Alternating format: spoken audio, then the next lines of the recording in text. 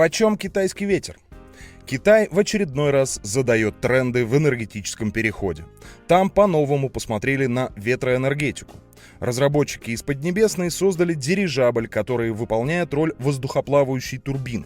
В системе используется похожая на воздушного змея конструкция, которая поднимает генератор и передает электроэнергию через тросы на землю. Если слабо дует на земле, всегда можно поймать ветер на большой высоте.